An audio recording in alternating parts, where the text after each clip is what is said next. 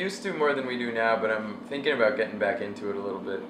It's just based on like a couple different things. Like one was like being on the road more, you have less time for it, and then so when you sit down to make music, like you don't want to spend all this time like sifting through stuff. You just want to like bang it out while you have time.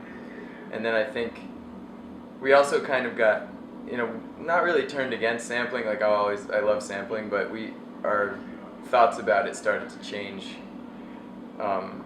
once we didn't want to get lumped in as like just sampling guys, even though we love to do that.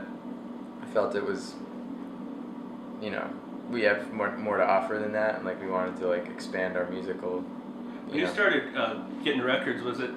I mean, when I started buying a lot of vinyl, it's because I had some, and I got a bunch of like old shit from my brother. Yeah. And eventually, he got married, and his wife's like, "Nice. Get rid of the straight out of Compton and Paul's Boutique," and I just Paul's Boutique. But I remember there was a time period where I started buying records because they were like 10 cents. Like I could buy a Talking Heads record for 10 cents. I could buy like a Zeppelin record for like 25 cents. That's how I discovered a lot of that stuff. That's crazy low. Yeah, well, that was like in the 90s. Like there was a gap where nobody wanted vinyl. Yeah, Is that when you started to do that? I was about 14, and so that would make it like 1995. Yeah. And it was based on just kind of like, it was cheap. I loved going to thrift stores anyway, but it was funny because like people like Mike D and like Beck or something, like they'd already sort of established this thrift store mystique that it fits right in when you're in high school because you don't have money for anything anyway, and so you're like trying to find those clothes based on your immediate environment. So like in Rhode Island where I grew up, there were all these incredible record collections from like DJs who had collected all throughout the 80s, and then they just like gave up the ghost, and it's like 1995, but they'll dump their whole collection at the Goodwill, and you would just stumble across these troves of like 50 records deep where you're just like, who's Cameo? Like what the fuck? Yeah, what are these what's like a dub edit? Like what's disco edit? Like learning we would just follow our noses. Like we had no idea. Like sometimes we'd come across a record that years later when we moved to New York, we'd be like driving around Harlem and you'd hear this song playing that we thought we were the only ones who remembered, and it turns out it's like, this is big time, like, this is like people's classic music. Like what, like ESG or something? Yeah, well, yeah, we never found ESG, but yeah, or like, I don't know, what are some of the groups, like, I don't know, like Crown Heights Affair, or like, the big example would be like Tanya Gardner, like Heartbeat or something. Yeah. Like, we stumbled across things as if we had found them because we did. I mean, they were new to us or something. So we like what the hell is all this stuff? And then only later did you realize that like you're not so special. This is a very well-respected thing. But that's one thing that kind of became weird, is like, so we started just hunting for weirder and weirder sounds and records and just trying to find, we restricted ourselves to the dollar bin, like we're not going to pay $10. Is that early on? Because since the prices changed at some point, records shot back up. Right. And so did you have to like redirect? I think that was part of it, and like because of the internet and people, everybody's dedicated to finding stuff and then showing everybody what they found. Mm-hmm. And people are really good at it, and like they'll form groups, like for video there's that Everything Is Terrible crew and like Cine Family. They're so extensive and the stuff they find is so great, like it doesn't seem, it's hard to find that process as like special anymore or something. Like it used to be like, I'll find something weird and then I'll make something out of it. Yeah, but the good part about it for me is that if I think of something, I'll find it. Mm-hmm. So I found like the Bionic 6 the other day, which was like this bionic family, and I was trying to remember what the cartoon was. But then there's stuff like Under the Rainbow, which was like an old Chevy Chase Billy Barty movie, and I can't find it. Nobody cares about that one. Okay, I love that when remember something from your childhood and you think maybe it was a dream because you don't remember the title, but you just remember like the cartoon. There's a lot of I've won a lot of arguments that way. Yeah. I just go, okay, you know, like someone's like, they never made a refrigerator Perry G.I. Joe, and I was like, all right, remember man. that. Yeah, of course. So I was gonna ask some questions about the new album. Sure. The vocals are up front on this one, and was that something that you guys was conscious from the beginning, or something that kind of happened as you were making it?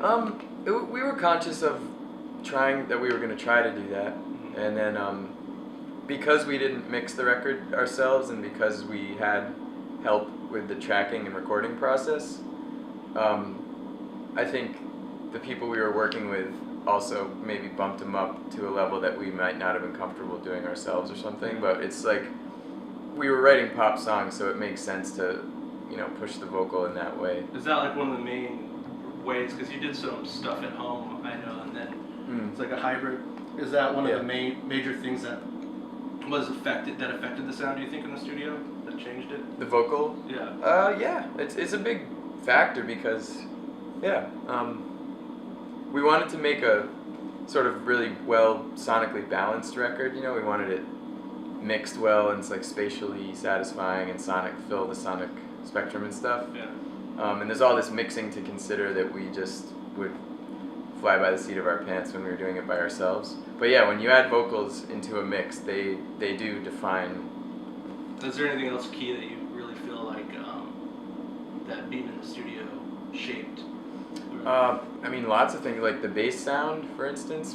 They had all these amps, so, you know, we got sounds that we wouldn't have gotten on our own, and we were just like, I like that, like, let's keep that. Did you know Seth beforehand?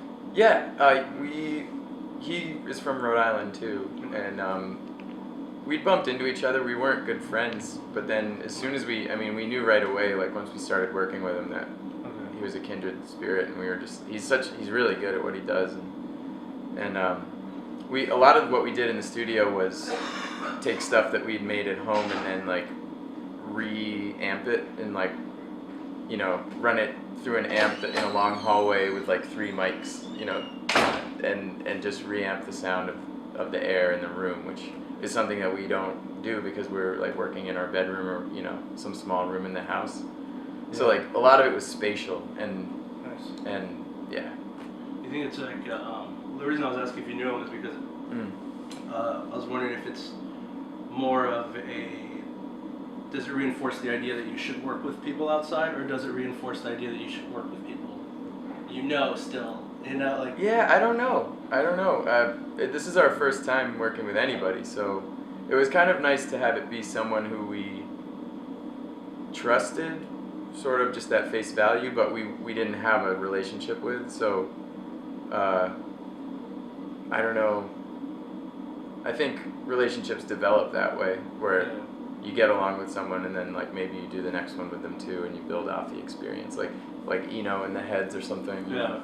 Do you think that the short time frame that you had to work within made you more apt to take suggestions, or made you more hesitant because you only had the 8? I think more apt, because we only had a few days, and so we tend to nitpick when we're on our own. Yeah.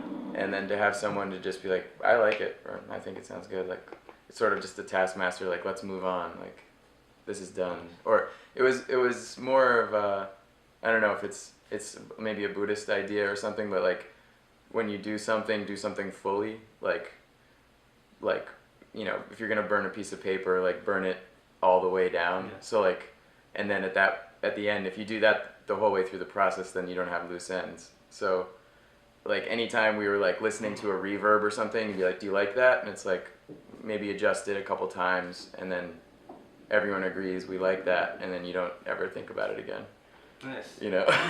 Did you ever perfect your recording while you're traveling setup in the car? I wouldn't say we perfected it, but we still do it sometimes. We'll work in hotel rooms sometimes too, if we have to. You don't have it like rigged up to the stereo system? Yeah, and I mean, there's an input jack, you know. It's pretty easy to do. If you're just working on a laptop, it's really easy. You guys are continuing the whole playing museum thing. I know a lot of people bring that up. Do you play museums? Do you play library? Mm-hmm. But when I watched some Whitney museum footage, I noticed that one, I mean, I guess you can call it a benefit or whatever. One byproduct is that you don't really have a stage, and it's more of a house party environment.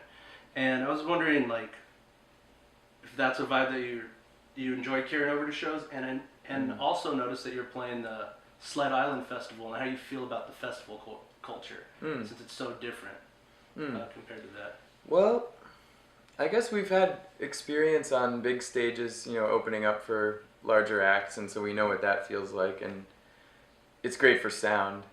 You know, the on-stage sound is always amazing, and then with museums, I like those situations because they bring a different crowd, and like the space often has a character of its own, and it can have a house party vibe like that Whitney show, or like, you know, we just played the Natural History Museum in LA, and they build a big stage, and it's right in front of the bison exhibit, so you're playing in front of this big like sky backdrop with stuffed I think I saw bison. some photos of that, and the backdrop just looked crazy. Yeah, it just looked insane, and when we set our boom boxes up in front of it, and so I don't know, and then they did a great job with the lights, so it just looked really insane. So, but then sonically there's a trade-off because that room is really big and boomy.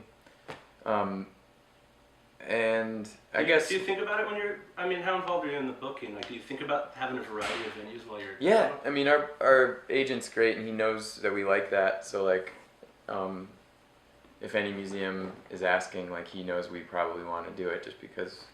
And it keeps things a little bit more interesting when you have a different environment each night. Yeah, and we're flexible, too. I mean, we just started using in-ear monitors, so, you know, if they don't have a great set of monitors, and if like the sound guy's like way over there and is mixing the thing on iPhone headphones, which happened recently, we're like, well, we're good on stage at least.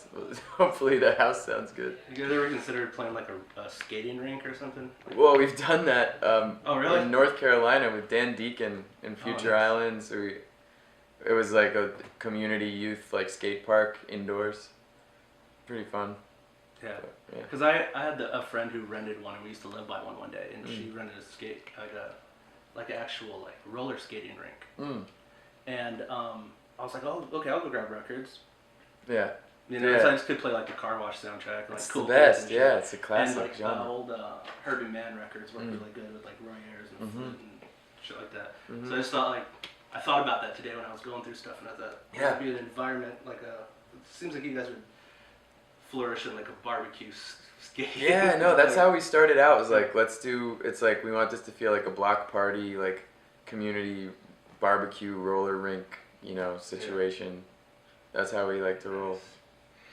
Oh, here's a question.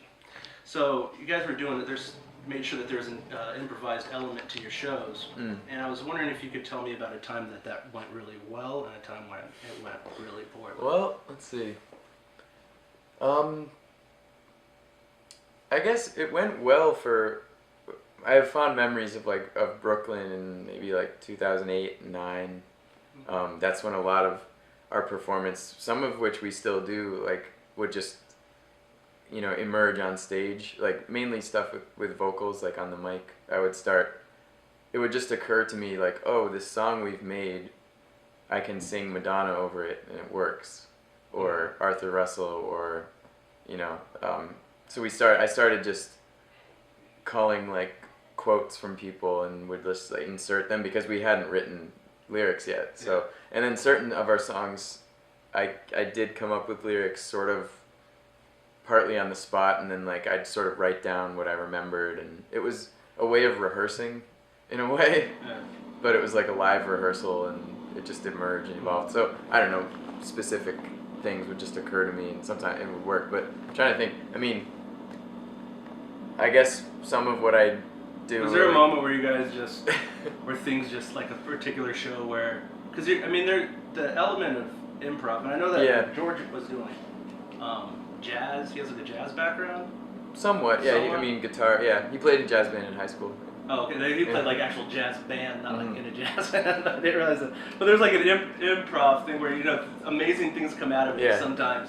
I mean, I've fucked up on the mic before for sure. Like in a decision that seems like the right thing, or like I'll get like sometimes, you know, I'll get like a little wild with my vocal, and I'll watch a recording of it later, and it was like the vocal was mixed really loud in the house, so like whatever insane thing I was doing with my voice just sounds stupid, and I'm like embarrassed about it. But This is after the fact. yeah, and I don't know. I mean, one time like I stopped quoting the Beastie Boys because I used to quote "Sabotage" over one of our songs, just because I grew up with that song and I love it. But and it whatever, it sort of worked. But someone like just thought it was the whitest thing they'd ever seen, was like a white guy's quoting the Beastie Boys over, you know, a video game beat.